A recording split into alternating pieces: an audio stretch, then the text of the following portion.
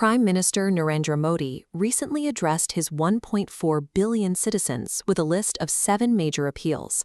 He asked the public to drastically cut their consumption, halt all foreign travel, stop purchasing gold for a year, and prioritize working from home. India is one of the fastest-growing major economies on Earth. And as Israeli officials have recently made, a distant geopolitical clash has created a scenario where an entire government must now rely on the daily sacrifices of its working class just to keep the national economy from breaking under the pressure. The International Energy Agency has already issued a stark warning to the world. Their leadership has pointed out that the disruption occurring around the Strait of Hormuz is shaping up to be the largest potential chokehold on global oil supplies in history. India is highly exposed to this bottleneck. The country's strategic oil reserves can only sustain the nation for roughly 2 to 3 months. On top of that, the heavy discounts on Russian crude oil that India previously relied on are rapidly vanishing. With global supply chains fraying, the government is bracing for a massive economic storm. To survive it, the civilian consumer has to become the country's first line of defense.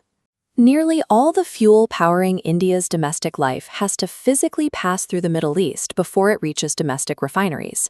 To stretch those limited, precarious reserves, the government is asking citizens to stay off the roads. By working from home and taking public transit, millions of individuals can collectively lower the country's daily fuel burn rate. This push to reduce imports extends straight into the kitchen. Citizens are being asked to drastically cut down their use of imported cooking oils to alleviate the pressure on international shipping lanes. The fallout has even hit the agricultural sector. Because natural gas shipments from Qatar have been severely disrupted, domestic factories cannot produce enough urea fertilizer. In response, the government is actively urging farmers to switch to natural farming methods, and India isn't the only country hitting the panic button over fuel. Across Asia, nations like Vietnam, the Philippines, and Sri Lanka are already enforcing similar emergency measures, explicitly instructing their citizens to leave their cars at home to preserve national energy stockpiles. The macro-level shortage of global petroleum has effectively turned the mundane acts of morning commutes and preparing dinner into vital metrics of national security. Beyond fuel, there is a second major vulnerability threatening the nation: currency fragility. It is largely driven by the deep cultural obsession with purchasing gold. Because India doesn't mine enough of its own gold to meet demand, it imports it. This costs the country roughly $72 billion every year, and international sellers demand payment in US dollars, not rupees. This chart shows exactly how that math plays out. As gold import volumes rise, the massive outflow of dollars drains India's foreign exchange, or forex, reserves.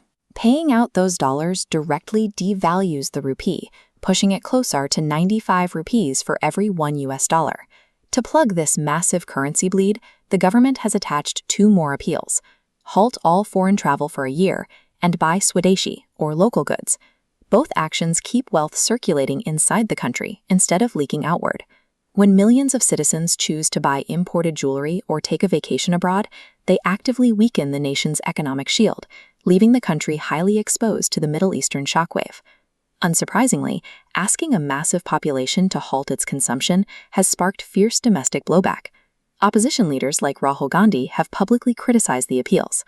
They argue that dictating what citizens can buy or where they can travel is a symptom of 12 years of failed domestic economic policy, rather than a necessary geopolitical strategy. The core of their argument is that a truly robust economy should be able to absorb international shocks without needing to micromanage the daily lives and purchases of its people. This debate highlights the inevitable political friction that erupts when macroeconomic vulnerabilities force leaders to place the burden of national survival squarely on the shoulders of the working class. Regardless of the political debate, these 7 appeals represent a new reality. The daily life of a citizen in India is now directly tied to the stability of distant trade routes. Working from home is now being utilized by governments as a specific lever to lower national fuel consumption during supply shocks. It is becoming an active component of economic defense. In a hyper-connected global economy, 2 nations exchanging fire thousands of miles away can directly dictate the price of gold for a local wedding or the viability of a family farm. For a modern nation, foreign policy and daily survival are increasingly the same thing.